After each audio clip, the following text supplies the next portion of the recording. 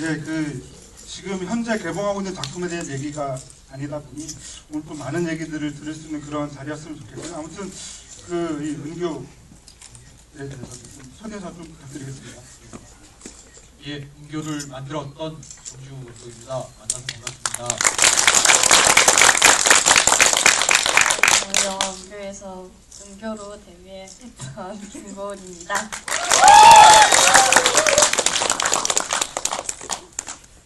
네, 아무래도 저는 이 작품은 뭐 아시겠지만 정지호 감독님의 그 당시 어떤 신작이기도 했지만 김고은이라고 하는 배우가 처음 등장하는 작품이었죠. 그래서 저는 그 첫 시작도 되게 궁금해요. 저는 사실 김고은 씨를 최아름 감독이었죠. 영화라고 하는 단편에서 먼저 보고 너무 좋다라고 느끼고 있었는데 바로 이제 은교라는 작품으로 혜성처럼 등장하셨어요. 그래서 저는 그게 어떻게 보면 정지호 감독님께서 영화라는 작품 혹시 보셨나라는 생각도 했었는데 그게 아니셨더라고요. 그래서 저는 두 분의 첫 만남, 오디션도 포함해서 그 첫 만남에 대해서 좀 여쭤보고 싶습니다. 네, 감독님부터 먼저 말씀드릴게요. 김고은 씨가 먼저 어떻게 기억하시나 들어보고 싶으세요?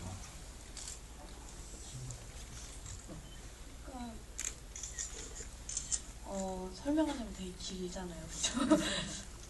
처음에 제가 네버다이 버터플라이라는 영화가 저희 학교 선배가 이제 해가지고 거기에 잠깐 하루 촬영을 하기 위해서 촬영을 하고 있는데 5시쯤에 끝났어요. 근데 저희 학교 선배께서 지금은 저희 대표님이신데 선배께서 급하게 이제 감독님 설명해 주시면 안 돼요? 죄송합니다. 예, 저는 김고은 씨를 처음 본 자리가 박해일 배우의 노인 분장을 테스트하는 스튜디오였어요. 근데 그 노인 분장이 업데이트를 계속 하고 있었지만 완성도가 아직 이렇게 충분히 촬영을 할 만치가 나오지 않은 상태였기 때문에 사실 굉장히 두렵고 너무 어떻게 해야 될지가 고민이 계속 되던 시절에 김고은 씨가 스튜디오 와서 잠깐 보는 자리가 있다는 얘기를 들었어요. 저는 그 당시에 300여 명 정도의 오디션을 통해서 몇 분의 후보로 압축이 되어 있었지만 마음의 각오는 쓰지 않은 상태였고 그런 정도였는데 김고은 씨가 왔고 저는 이게 DVD에 있는데요. 이 VCR로 찍지는 못했고 그냥 제가 그거로 디카 같은 걸로 그냥 찍은 것 같은데 그래서 발차기를 시켰죠, 그죠? 태권도 발차기가 예, 태권도 잘한다 그래서 정말 잘하시죠. 예, 발차기를 한번 시키고 근데 김고은 씨하고 만난 시간이 그렇게 긴 시간이 아니었는데 그러고 났는데 해야 되겠다고 마음을 먹었어요. 그 자리에서. 근데 사실은 김고은 씨가 결과적으로 굉장히 아주 정말 빼어난 무언가를 해냈다고 생각이 드는데 그때 그것을 할 것 같아서 라거나 그런 거 전혀 아니었고요. 그건 제가 전혀 알 수 없는 영역이었고 이렇게 진짜 호기심이 있는 덜 여성스러운 이런 것들이 충분히 있는 사람이라는 생각이 들었어요. 그게 텍스트상에서 은교라는 인물이 갖고 있는 어떤 특질이라고 생각을 했거든요. 호기심이 있지 않은 인물이면 도저히 이야기가 시작이 될 수가 없었기 때문에 정말 호기심이 있는 인물이길 바랬고 근데 김고은 씨가 그런 기분을 줬어요. 예, 그래서 저는 무언가 같이 해봤으면 좋겠다 시작을 했고 많은 사람들이 되게 동의해준 셈이었죠. 만드는 과정에서도. 좀 기억이 납니다. 그때 은교 오디션을 보셨을 때랑 이렇게 은교라는 작품 한번 한다라고 하는 게 사실은 여배우 입장에서 조금 큰 용기나 혹은 도전이기도 했을 것 같아요. 그래서 그 당시 어떤 마음이셨는지 좀 궁금합니다. 그러니까 그때 이제 스튜디오에서 감독님을 뵌 게 제가 이제 그 촬영을 끝내고 간 거여서 전혀 뭔가 오디션이라고 생각을 하지도 않았고 그냥 어쨌든 제가 영화를 평상시에도 너무 많이 좋아했고 했기 때문에 감독님이라는 직업을 가진 사람에 대한 궁금함이 있었어요. 그래서 그냥 그런 마음으로 가서 사실 별로 떨지도 않고 그냥 이 얘기 저 얘기 사는 얘기하고 그랬던 것 같은데 감독님이 그 다음 날인 내일 뭐 어떤 독백이나 이런 거 대사나 준비해서 그냥 잠깐 볼까요? 이렇게 얘기해서 저는 또 오늘처럼 감독님하고 이렇게 조 감독님 이렇게 셋이서 약간 알콩달콩하게 오시는 건 줄 알고 그렇게 준비해서 갔는데 그때 당시에 굉장히 많은 분들께서 이제 진짜 오디션이라는 그러니까 오디션장에 들어가게 된 거였죠. 근데 그때 이제 너무 그래서 총 2개를 준비했는데 너무 당황스럽고 떨려서 첫 번째 거는 하고 나서 그냥 그 자리에서 코를 박고 죽고 싶었어요. 너무 창피해가지고 그러다가 감독님도 약간 당황하셨던 것 같아요. 이렇게 다 소집하셨는데 제가 첫 대사를 너무 이제 형편없이 해버리니까 감독님이 이제 당황하셔서 약간 침묵이 흘렀던 것 같아요. 여기 감독님이 혹시 뭐 다른 거 없냐고 다행히 한 개 더 있어서 그걸 또 보여드렸더니 이제 그제서야 약간 안심을 하시면서 그 자리에서 만약에 하라고 하면 하겠냐라는 이제 이야기를 하셨는데 저한테는 그게 이틀 만에 일어난 일이었고 어떠한 그런 은교란 작품에 대한 마음의 준비나 이런 마음가짐이 된 상태에서 오디션을 본 게 아니었어요. 그래서 솔직하게 이제 말씀을 드렸죠. 그 자리에서 저는 생각해 본 적 없고 준비가 안 됐다 했더니 제 감독님이 그러면 생각할 시간을 줄 테니 너무 긴 시간은 안 될 것 같다. 그래서 알겠다 하고 이제 집에 돌아가서 한 결정하는 데까지 4일 정도 걸렸던 것 같아요. 그때 마침 또 부모님이 지금 부모님하고 떨어져서 지내고 있었는데 부모님 마침 서울에 계셨고 이제 상의할 수 있는 주변에 저의 가족이나 사람들이 많았어서 그렇게 그 과정을 통해서 이제 결정을 했는데 그냥 딱 마음가짐은 한 개였어요. 정지호 감독님께서도 이 영화를 하면 당신이 잘 될 거라는 얘기를 하지 않겠다. 이 영화를 했을 때 가장 최악의 상황에 대해서 고려를 하고 그 고려를 했음에도 불구하고 할 수 있겠다 싶으면 같이 했으면 좋겠다라고 얘기를 하시더라고요.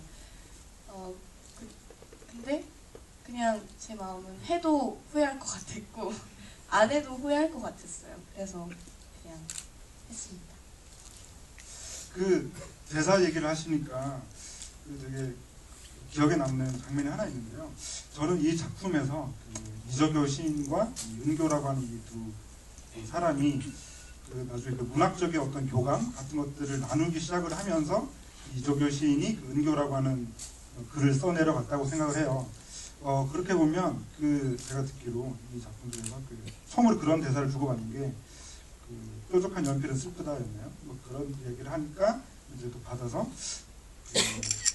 여러 번 또 물어보잖아요. 뾰족한 게 왜 슬프냐, 슬퍼요? 이런 식으로 물어보는데 그 장면 같은 경우에 굉장히 정서적으로 되게 중요한 분기점이 되는 장면이기도 하고 실제로 NG도 거의 뭐 20번 정도 이렇게 났다고 들었는데 그 장면 말씀 좀 여쭤볼 수 있을까요? 네. 예, 두 사람의 교감이 시작되는 장면이었기 때문에 굉장히 좋은 빛의 조건에서 찍기를 원했고 그래서 여기 이제 영화 하시는 분들도 계신 것 같은데 뭐 마찬가지일 것 같은데요.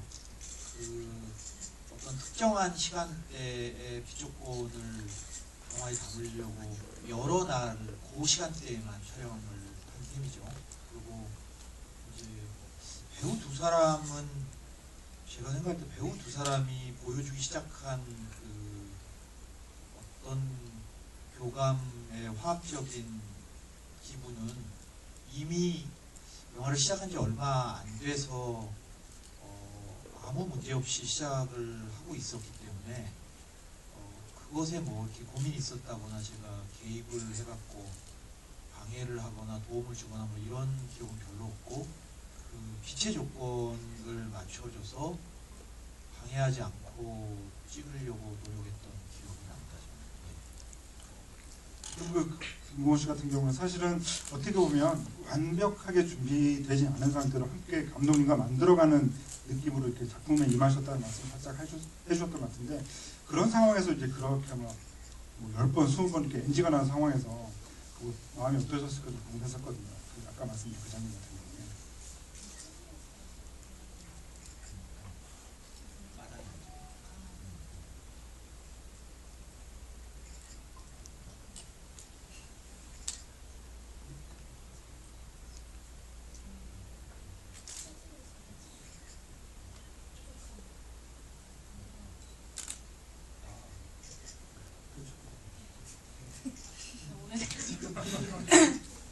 그 처음에 그러니까 제가 카메라에 대한 공포심이 좀 있었던 것 같아요.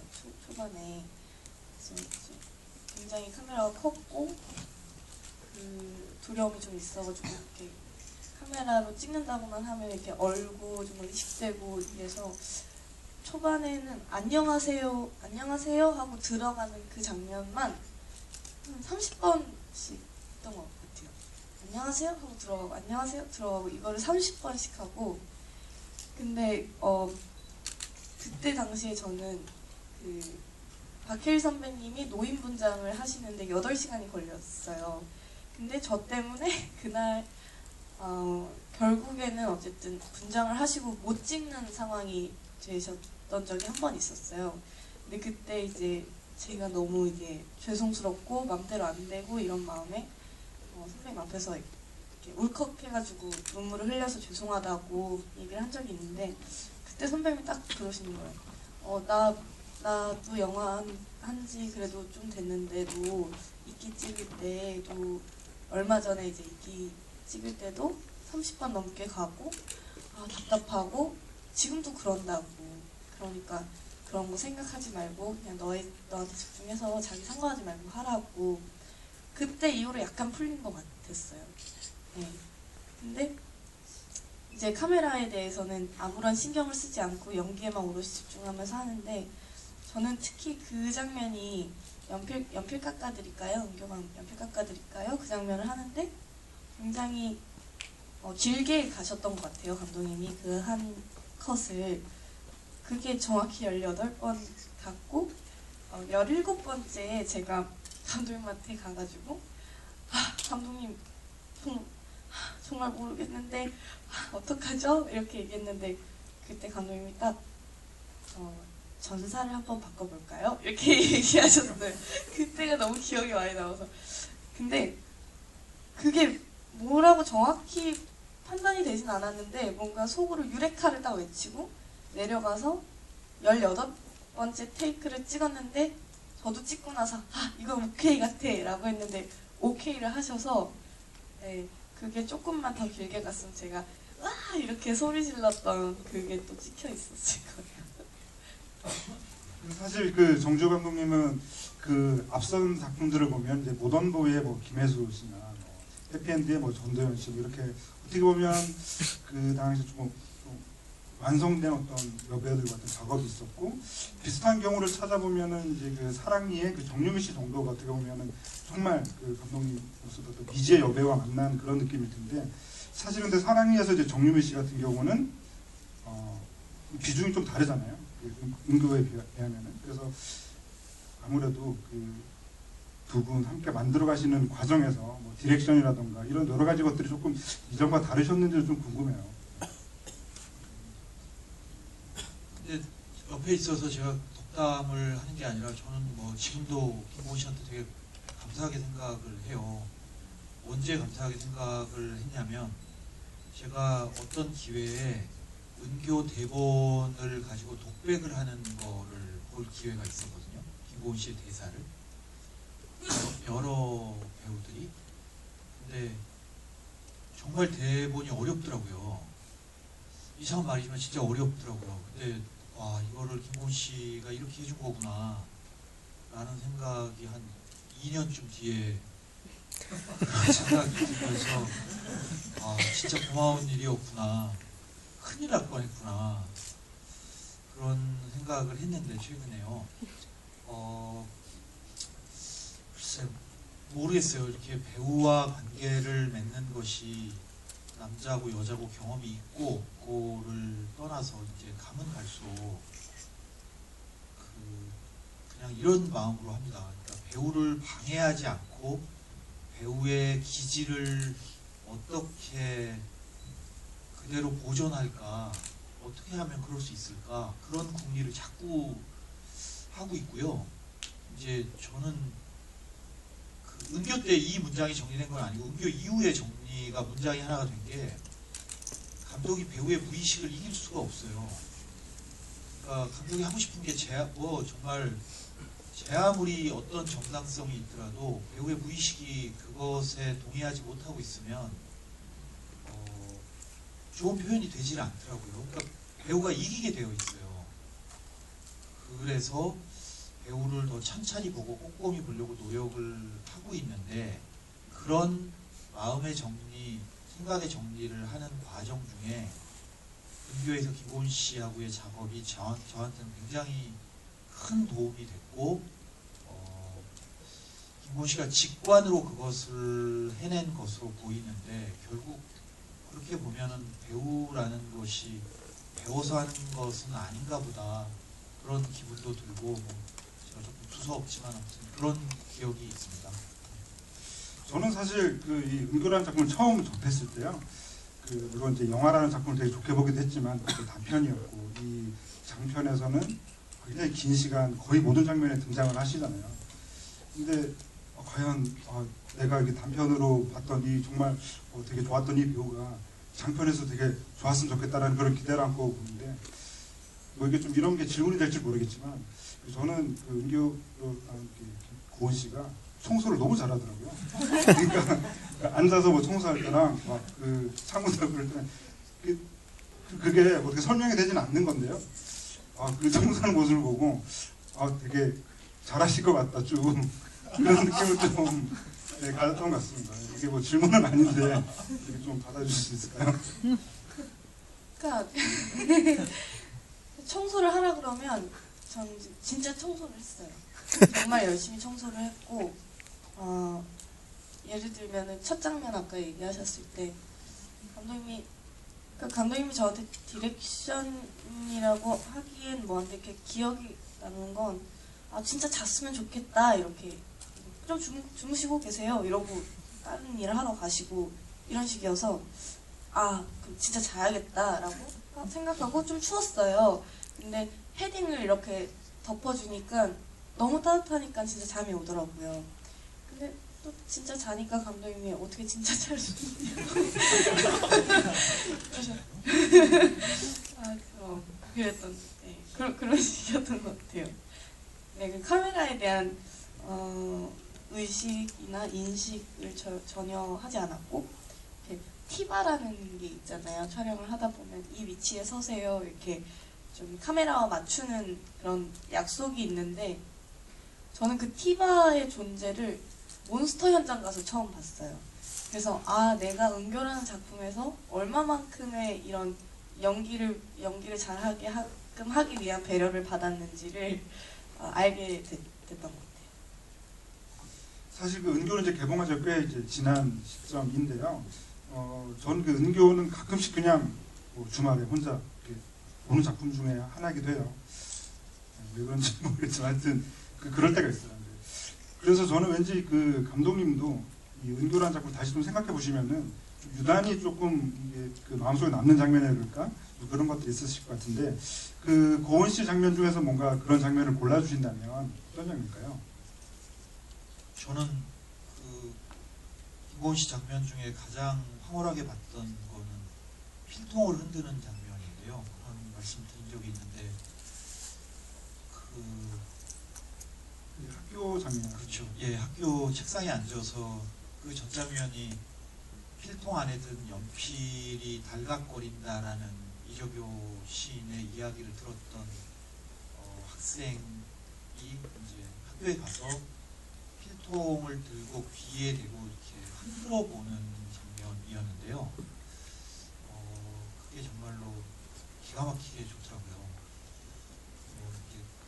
왜 더 좋냐면 그걸 그냥 자기 혼자 흔든다가 아니라 옆자리에 앉아있는 짝꿍한테 방해가 될 듯 말 듯, 그러니까 들키진 않고 자기만 그 소리를 들으려고 하는 어떤 태도가 있었는데, 그 연출이 말로 설명을 하는 것은 대단히 한계가 있고, 그래서 배우는 배우가 연기하는 거라고 생각을 하는데요.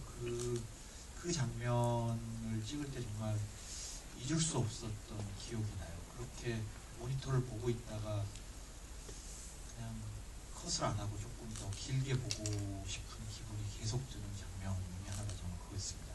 예. 고은 씨께서도 뭐 꼭 본인의 장면이 아니라도 좀 그런 장면을 골라주신다면 어떤 장면 좀 나오세요?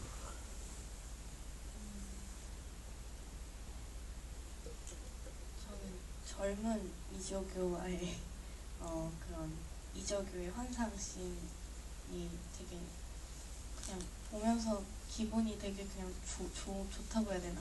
제가 환해지는 느낌이 든다 그래야 되나? 네. 어쨌든 영화 안에서 가장 좀 마음이 가장 편한 그런 장면이 보면서 저는. 저도 그 고은 씨 말씀해주신 장면도 기억에 남는 게, 아까 감독님께서 살짝 말씀해 주셨지만, 박해일이라는 배우를 굳이 이렇게 노인분장을 해서 쓰는 이유가, 이 과거의 판타지 장면을 위해서 이렇게 썼구나 라는 생각이 들 정도로 서로 짧게 지나가는 장면이긴 하지만 되게 좀 기억에 남아있는 것 같습니다. 감독님께서 좀 더 보충해 주실 말씀이 있나요? 아니, 말씀하신 대로 왜 젊은 배우가 노인 분장을 하냐라는 이유는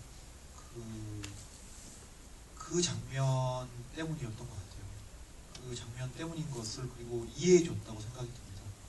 그래서 사실 무리한 짓이라고 지금도 생각하고요. 다시 하게 되면 안 하려고 합니다. 저는 박해일 배우의 첫 번째 그 분장이 처음에는 속도가 안 나서 느려서 15시간쯤 걸렸는데, 정말 내가 큰 잘못을 했구나. 이미 돌이킬 수가 없는데, 그리고 잘못하면 제가 사람을 죽이겠구나. 진짜 솔직히 되게 무서웠어요. 이것을 되돌릴 수가 없어서. 너무 미안했고, 지금도 사실은 박해일 배우한테 미안해요, 개인적으로. 몸고생을 이보다 더 시킬 수 있나. 이게 사람이 그리고 입장을 바꿔서 저한테 하라고 그러면 저는 진짜 1초도 생각 안 하고 못한다고 그러거든요. 자신이 없어요, 제가 잘. 근데 이 사람은 어떻게 이거를 끝까지 버텼냐. 그래서 영화 찍을 때 분장을 할 때도 8시간 걸리지만 해체할 때도 한 2시간여 걸리거든요. 그러면 촬영이 종료되면 다 현장에서 이제 그 이적교의 집에서 퇴근을 했어요. 그리고 제작부 1명이 남아서 집에서 잤어요. 지키려고. 근데 이제 그럼 분장팀하고 박해일 배우만 남아있는데, 저도 집에 먼저 갈 수가 없어서 그냥 기다려요, 그러면. 그래갖고 박해일 배우가 분장이 끝나고 나오면 둘이 그냥 얼굴 한 번을 보고 집에서 나와갖고 차 있는 데까지 걸어가서 박해일 배우가 차 타고 그냥 가는 거를 보면 안심이 되고 하루가 끝났구나 이런 기분이 들 정도로, 그 영화 찍으면서 이렇게 공포감이 드는, 그러니까 아니 제가 과장이 아니라 무언가 문제가 생기면 그냥 영화가 끝나는 거예요. 그 자리에서 촬영이 멈추는 거예요. 배우가 죽는 것처럼. 그러면 이제 내 직업은 끝이구나. 다시는 영화를 못 만들겠구나. 박해일 배우는 어떻게 할 것이며, 뭐 이런 너무나 그 예술적이긴커녕 그냥 상식적이고 일반적인 고민과 두려움이 너무너무 컸던 기억이 제일 기억이 남습니다. 그 박해일 씨 말씀이 나와서 드린 질문인데요. 사실 이 작품이 그 이적효 시인의 어떤 그 관음의 시선이 되게 많이 등장을 하잖아요. 근데 그게 그 이적효 시인의 입장에서 보면 또 너무 좀 음탕하게 바라보고 그러면 조금 이상할 것 같고, 또 그렇다고 해서 또 너무 또 그런 게 없으면 이 두 사람의 어떤 관계라고 하는 측면에서 좀 밋밋해질 것 같기도 하고 좀 그렇거든요. 그래서 저는 그런 어떤 경계, 수위 이런 것들 좀 어떻게 해보려고 하셨는지도 조금 궁금합니다. 그런 면에서 물론 박해일 배우가 그렇지 않은 눈빛을 갖고 있어요. 그래서 좋아한다고 생각하는데, 저는 여러분들이 어떤 남자 배우를 생각을 하면 그가 쳐다보는 순간 끝났네 싶은 큰 사고가 벌어지겠구나 이런 기분이 드는 배우가 있는가 하면 박해일 배우는 그렇지 않거든요. 그래서 그것이 굉장히 중요했고, 상대적으로 김고은 씨가 그 대상으로서의 존재감이 어떤 그런 지나친 여성성, 이렇게 그렇다고 자꾸 얘기를 하면 제가 손해인 것 같은데, 여성미가 없다고 얘기하는 건 아니지만 더 소년 같은 느낌이 남아있는 상태로 찍으려고 국리를 많이 한 셈이죠. 말씀하신 그런 기분을 좀 줄이려고, 중화시키려고. 예. 사실 이 은교로 처음 이제 데뷔를 하시고 그때 이제 인터뷰를 하거나 그러셨을 때는 조금 뭐 얘기할 때도 조심스럽거나 좀 못다한 말들 이런 것들이 좀 있으시지 않으셨을까? 예, 싶은데 좀 지나고 나서 조금 하실 수 있는 뭐 그런 얘기도 좀 혹시 있으실까요?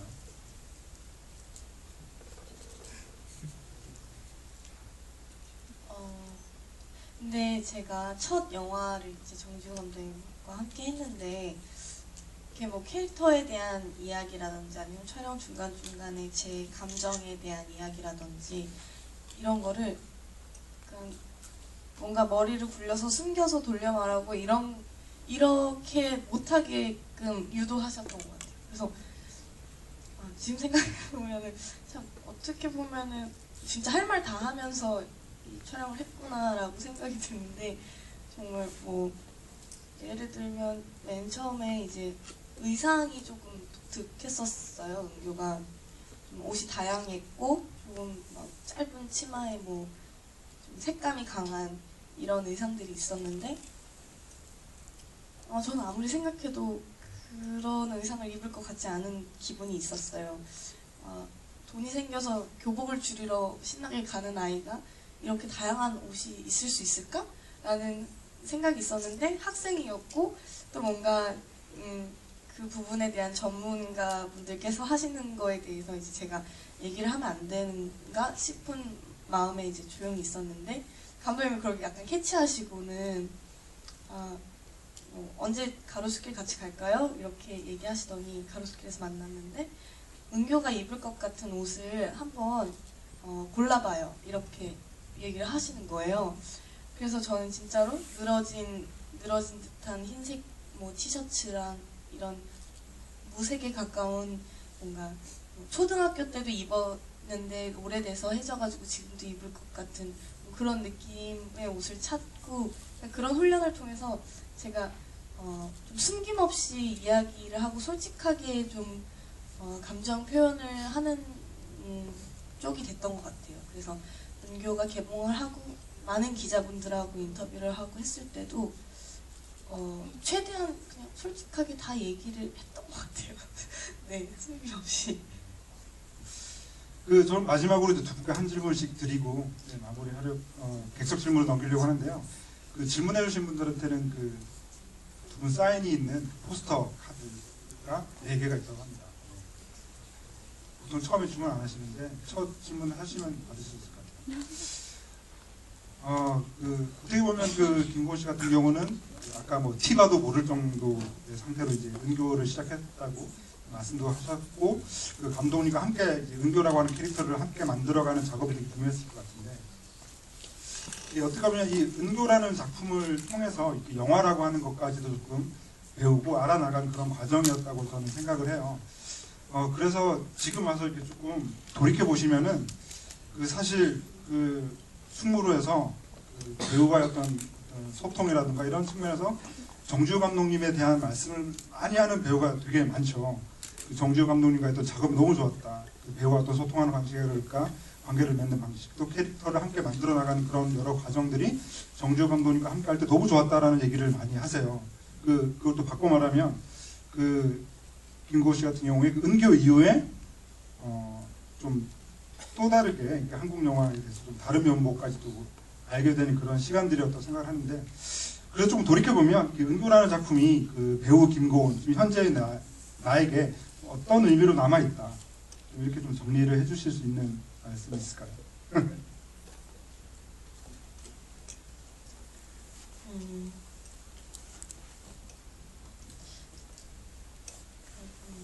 힘든 순간이 오면, 혹은 답이 안 나오는 순간이 오면 항상 은교 때를 생각하는 것 같아요. 그러니까 저한테는 만약에 흰색 종이였는데 혜일 선배님이 보여주셨던 모습, 그리고 제가 저의 가치관, 배우에 대한 가치관이나 혹은 태도나 이런 것들을 처음 배웠던 곳이기 때문에 가장 제가 몰랐고 가장 순수했고, 그리고 저는 그때가 가장 이뻤다는 게 외형적으로 이쁜 게 아니라 그런 것들이 이뻤다라고 생각을 해서 조금 한 번씩 이렇게 뭔가 머리가 해결이 안 되거나 이 상황에 대해서 힘들어지면, 내가 그때의 나였으면 내가 그때는 어떻게 했었지? 이런 상황이 오면 내가 어떻게 했었을까를 생각하게끔 해주는 그런 영화 자체에 대한 의미보다는, 예를 들면 제가 일을 해나가면서 겪는 어려움에 대해서는 항상 그때의 현장과 그때의 저를 생각을 하는 것 같아요. 저는 정말 그런 생각을 해봐요. 그 배우에게 은교라는 작품이 데뷔작이다라고 하는 거는 되게 진짜 큰 거 아닌가, 되게 좋은 시작인 거 아닌가라는 생각을 저도 한번 해보게 됩니다.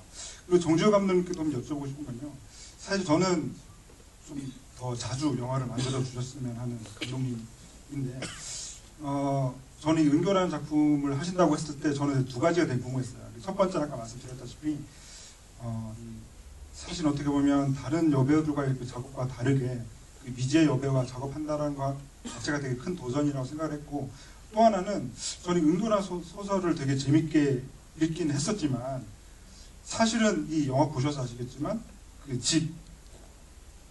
집에서만 거의 일어나는 일이잖아요. 그래서 저는 이거를 장편, 되게 재밌는 이야기지만 그 장편으로 영화를 어떻게 이렇게 하시려고 할까? 뭐에 꽂히셔가지고 이렇게 하시려고 한 걸까? 그런 궁금증도 좀 있었거든요. 예, 저는 그 책을 봤을 때 제가 이제 40대 후반이 돼가고 있고 늙어가는 남자라는 기분을 조금씩 느끼고 있습니다. 참 안타깝습니다.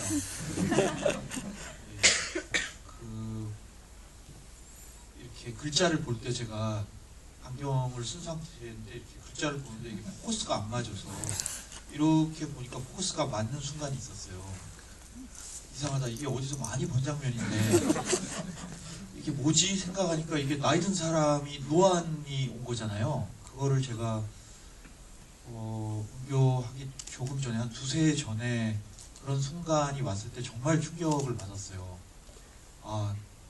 나에게도 드디어 이제 그렇구나, 그런 기분이 들면서 늙는다는 것이 얼마나 쓸쓸할까, 이렇게 시작을 해갖고 그럼 내가 머릿속에 있는 혹은 이미지로 보아왔던 수없이 많은 장면들이 이제 기차의 레일처럼 레일 위에 얹어진 것처럼 하나씩 하나씩 내 앞에 오나 보다, 이렇게 생각을 하니까 정말 우울하더라고요. 그런 중에 은교를 읽었고 그 늙어가는 남자라는 것에 대해서 정말 공감했어요. 공감했단 말은 약간 좀 건방지긴 해요. 어떻게 70이 넘은 주인공한테 제가 공감을 완전히 하진 못하겠죠. 근데 정말 많은 부분 이해가 됐어요. 그러면서 이 영화를 만들어 봐야 되겠다라고 생각을 하고 어떻게 근데 이렇게 운이 좋게 은교 만들면서는 크게 고생하지 않고 원작을 만나고 난 이후부터 굉장히 빠른 속도로 프로덕션까지 잘 구성이 돼갖고 영화를 만들게 됐죠. 그러면서 김고은 씨를 만나고 박해일 씨를 죽일 뻔하고 그런. 네, 그러면 이제 객석 질문을.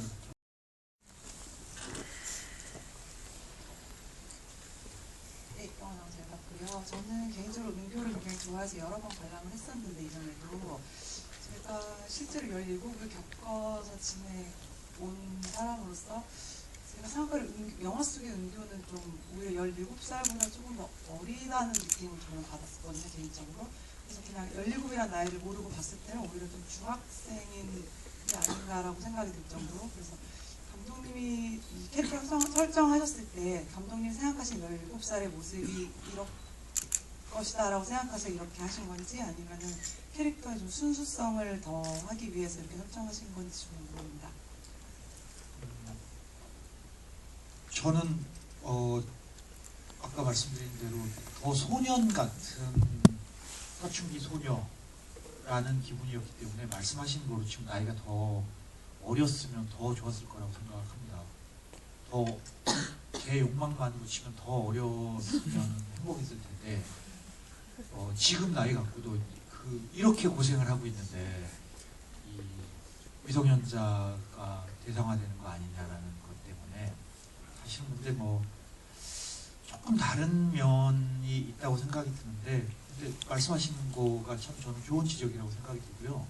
만약에 그 마음대로 더 묘사할 수 있었다면 실제 배우의 자연 연령이 얼마냐와 상관없이 더 캐릭터의 연령대를 더 낮추는 설정으로 묘사할 수 있었으면 더 본질에 가까웠을 것 같은 생각은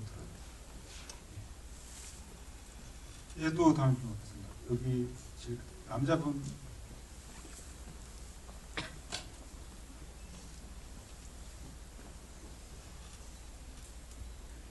네, 그 은교에서 마지막 영화 후반부에 갔을 때 그 이정효 시인이 그 배우 김고은 씨가 했던 그 은교를 이렇게 붙잡고 이렇게 쳐다보는 이렇게 앉는 장면이 있잖아요. 그때의 은교는 과연 그 이성적인 감정, 그러니까 좀 더 넘어선 감정을 딱 캐치를 하고 이마에 뽀뽀를 했던 건지, 아니면 그저 그냥 할아버지가 나를 좋아하고 있구나를 느꼈기 때문에 했던 건지, 그게 좀 궁금합니다.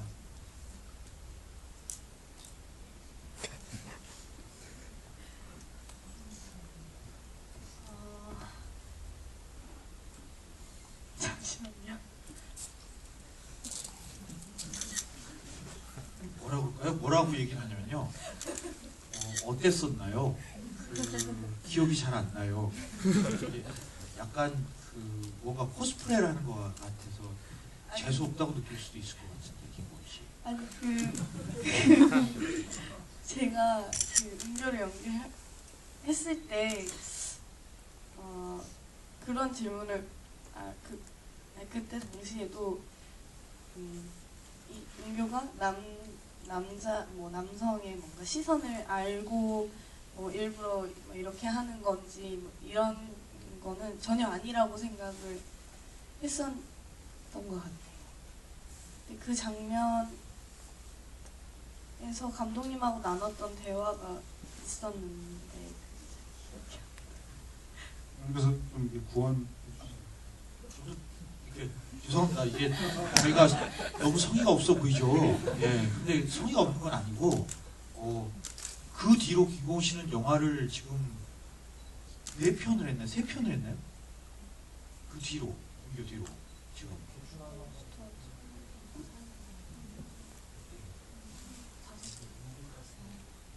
예, 그러고 드라마를까지도 하고 이래 놓으니까 그런 게 있는데, 근데 바로 그 대목은 조금 지금 말씀하셨던 장면 조금 뒤에 나오는 장면에서도 왜 뒤돌아서 지하로 내려갔냐까지 포함해서 그 은교라는 캐릭터가 과연 어떤 상태로 마음의 결정을 하고 그 다가가서 입맞추거나 뒤돌아서서 지하로 내려갔냐, 그것이 확정적인 마음의 상태이냐라는 문제를 가지고 정말 길게 오래 얘기했고, 촬영하는 순간에도 사실은 확정 지을 수 없는 면이 있었어요. 그게 확정 지을 수 없다고 생각하는 것은 제 개인적인 생각으로는, 저는 여러분들도 마찬가지로 제 아무리 어떤 결정적인 장면도 논리적으로 완전하게 정돈된 상태의 판단을 하는가라고 물으면 저는 좀 섞여 있는 것 같아요. 그 상태로 저는 제가 이적이면 이마에 입 맞춰주는 은교가 정말 싫었을 것 같아요. 왜냐하면 헷갈리게 하니까. 어찌하란 말인가. 이 난처함을 나한테 주는 것은, 그런 기분이 들었는데, 실제 김고은 씨가 그런 이쪽 저쪽을 선을 오가는 상태의 어떤 감정적인 상태를 직관적으로 묘사해내고 있었기 때문에 어떻게 하자라고, 이것은 무엇이다 라고 확정짓지는 못했던, 그게 지하로 내려가는 것도, 자 지하로 내려가서 결국 큰 무언가가 벌어져 버리는 것을 각오하고 내려갔냐고 절대 안 그랬을 거라고 생각하거든요. 근데 분명히 방향은 정반대로 바꿔서 내려갔거든요. 그게 저는 뭐 충분히 인간적으로 할 수 있는 판단이 아니었나라는 생각은 들고, 현장에서 연출자가 그것이 확정되어진 상태로 배우한테 얘기되어지기를 바라는 배우한테 사실 얘기하기 어렵죠. 저도 그 중간쯤이었으면 좋겠는데, A냐 B냐 정답을 말해라 그러면은 사실 굉장히 어렵습니다. 그래서 이제 그 사이에 대한 얘기를 계속 하고 있었기 때문에 김고은 씨의 기억도 무언가 확정된 대화를 나눈 기억은 없었던 것으로 보여요. 네. 한 3-4시간 동안 얘기를 했었어요. 장면 그러니까 감독님께서 말씀하신 그런 지점들이 어떤 영화에서는 되게 뭔가 그 보면서 해결되지 않는 어떤 관객의 그냥 되게 미련 그런 것들일 수도 있는데, 저는 이 영화에서는 그런 지점들이 되게 큰 장점, 매력 이렇게 다가오는 거 아닌가 하는 생각이 듭니다. 그게 자연인 김고은 씨가 그런 면이 있어서 저는 여배우로서 너무 매력적인 거 아닌가 싶은 거죠. 이게 지금 이게 의도가 뭐지? 이런 헷갈림을 주는 그런 기분이 있어서. 네. 여기 제일 앞에 계신 감독님. 네, 영화 되게 잘 봤고, 은교라는 영화가 되게 약간 일반적으로 소비되고 있는 거랑 다르게 되게 굉장히 많은 의미를 담고 있다는 생각이 들어서 되게 좋았고, 네, 질문은 그 서지우랑 이적효의 관계를 보면은 되게 이적효라는 인물은 그 초반에 어떤 시인이 되게 영감을 얻는다라고 그렇게 시집을 보내고, 그 서지우도 굉장히 많이 따르고, 근데 또 한편으로는 반대로는 서지우라는 인물에게 되게 이 사람을 어떻게 내가 뛰어넘어야 되나 그런 되게 그런 고통에 가두게 하는 인물인데, 그 두 분도 그 창작자로서 그런 영감을 주는 감독이나 배우, 또는 그리고 또 반대로 정말 이 사람을 내가 뛰어넘을 수 있을까라는 그런 묘한 감정을 불러일으키는 감독이나 배우가 있으신지 궁금합니다.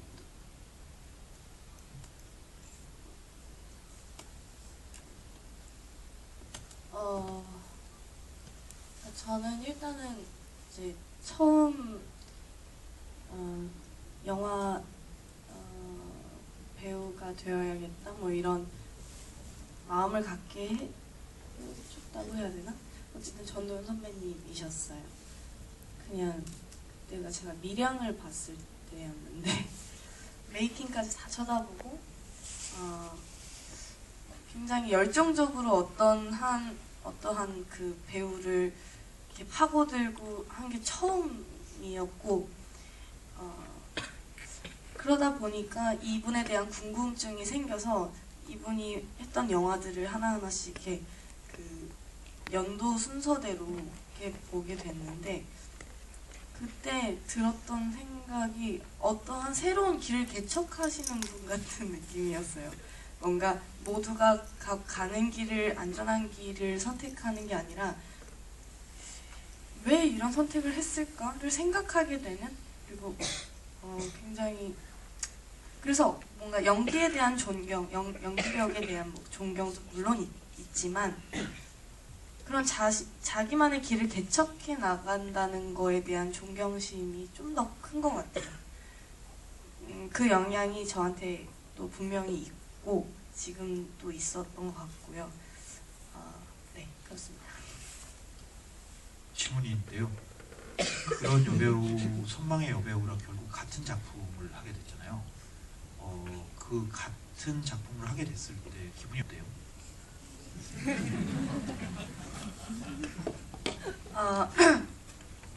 기분은 너무 좋고요.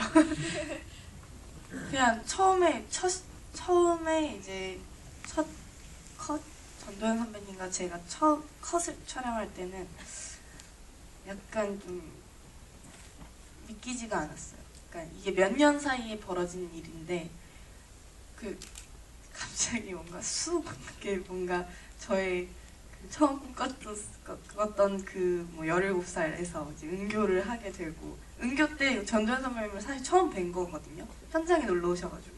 근데 그때도 신기했는데 같이 촬영을 하고 있는 순간이 되니까 되게 뭔가 좀 기분이 이상했던 것 같아요. 네. 벅찼다 보다는 그런 묘했던 것 같아요. 같이 호흡을 한다는 것 자체가. 예, 저는 뭐 수없이 많은 너무나 위대한 작품들과 감독들이 있어서 뭐 이루 헤아릴 수가 없는 기분이 들고요. 도리어 그런 작품들로부터 주눅들지 않으려고 노력을 하는 거고, 왜냐하면 주눅들면 이 위대한 작품들이 이렇게 많은데 여기에 내가 뭐 하나 더 보태겠다고 이러고 있나 싶은 기분이 들기 시작하면 도저히 조절이 안 될 것 같아서 꼭 그게 그렇지가 않다 뭐 이런 기분을 하려고 되게 노력하는 편이고, 제 개인적으로는 그냥 작품 하나, 감독님 한 사람을 대라고 그러면은 다르덴 형제의 영화들을 보면서 그 어떤 마술의 영역에 가 있는데 그 마술이 막 비둘기가 날고 현란한 게 아니라 아무것도 하지 않고 있는데 마술이어서 나중에 보고 나면 정신을 못 차리겠는 기분이 남아있고, 매번 그런 경험을 하게 돼서요. 가장 사랑하는 그 감독님을 대보라고 하면 저는 지금 오랜 동안 짝사랑을 하고 있습니다. 그 다르덴 형제 어떤 작품 가장 좋아하세요? 저는 그 사랑의 시작이 이제 로제타라는 영화를 보고 정말 믿어지가 않더라고요. 로제타의 그 마지막, 여러분 중에 보신 분이 있으실지 모르겠는데 로제타의 마지막 장면은 진짜 믿을 수가 없는 장면이거든요. 한쪽으로는 웃고 한쪽으로는 눈물이 나고 막 그 몸이 각기 다른 방향으로 작동하는 것 같은 놀라운 작품인데, 그 작품으로 첫 대면을 하고 그 뒤에 이제 굉장히 많은 작품들이 거의 뭐 그 이후의 작품은 다 본 것 같은데요. 자전거를 탄 소년 같은 것도 아무리 다시 봐도 영화를 이렇게 헤아릴 수가 없네요. 이 영화가 어떻게 구성이 되어야 되는지. 뭐 그래서 대단히 좋아합니다. 예, 그럼 마지막 질문 받겠습니다. 선물은 여기까지인데요. 예, 바로 뒤에 계신 여자분 중.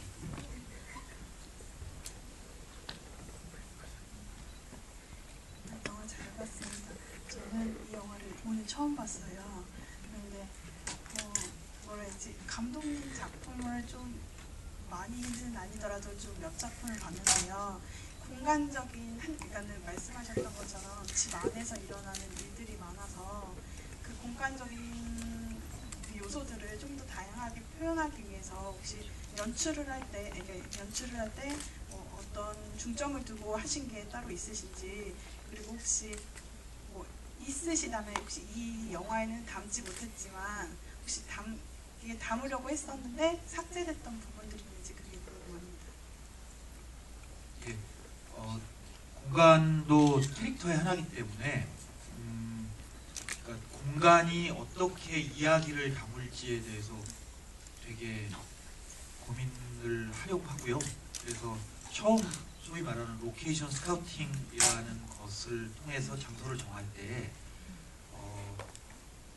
이 공간이 어느 순간에 이야기와 맞닿을지에 대한 생각을 이제 하는 편이거든요. 그래서 고민을 뭐 많이 하고, 그다음에 이제 버린 장면 중에 지금도 큰 사진을 갖고 있는 거는 서지우와 이조교가 크게 싸우고 난 다음에 서지우가 울면서 집을 나왔을 때, 원래 은교가 서지우를 다독여주거든요. 그래서 은교가 다독여주고 서지우가 은교에게 기대어 통곡을 하는 장면이 있는데, 그게 굉장히 큰 와이드샷이 포함된 장면인데요. 그 와이드샷이 저는 진짜 좋았거든요. 정말 뭐라고 이제 그때는 서지우한테 감정이입을 해서 정말 완전한 패배와 그 다음에 도저히 아무데도 갈 데가 없어진 그 덩치가 큰 성인 남자가 우는데 아이가 그 남자를 다독여주고 있는 장면이었는데, 그 장면이 영화에 남았으면 하고 굉장히 바랐지만 어떻게 해도 남길 수가 없었던 면이 있어서 아쉬웠습니다.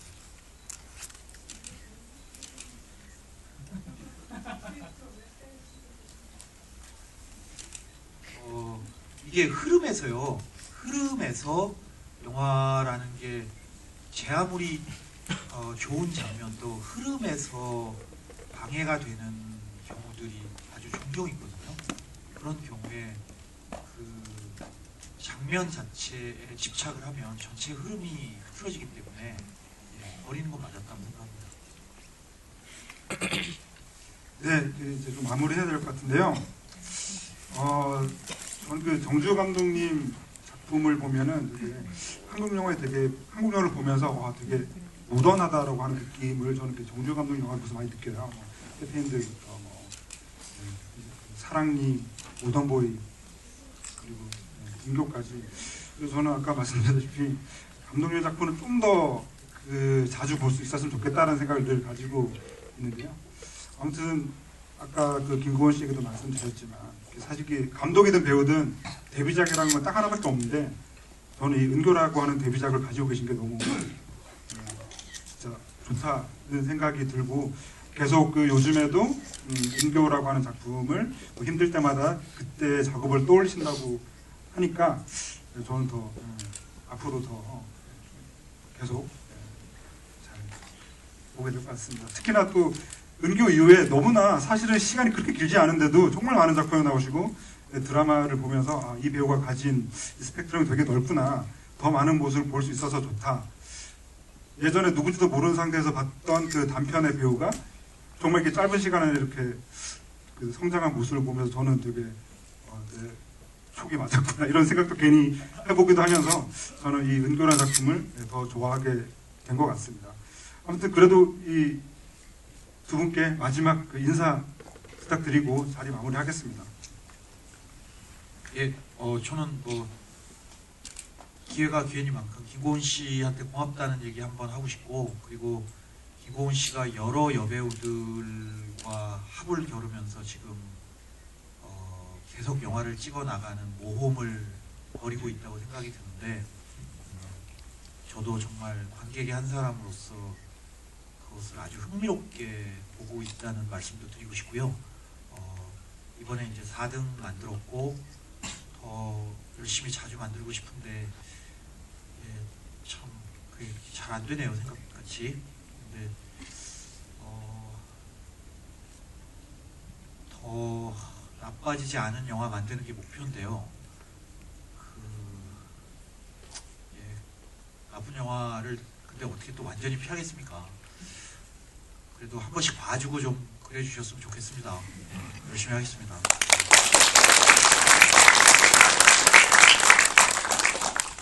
네, 은교 GV를 거의 4년 만에 이제 한 건데 이렇게 정지우 감독님하고 이렇게 같이 앉아서 너무 오랜만에 이런 자리를 가져서 저 개인적으로 좀 힐링이 됐고요. 네, 정지우 감독님 4등 많이 기대해 주셨으면 좋겠고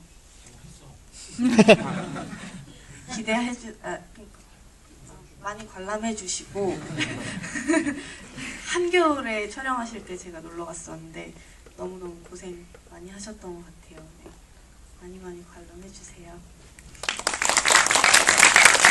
김고원 씨의 개춘하남도 곧 개봉을 하니까요. 4등과 개춘하남 함께 사랑해 주십시오. 아무튼 오늘 정말 긴 시간 좋은 말씀 들려주신 두 분께 큰 박수 드리면서 마무리하겠습니다. 감사합니다.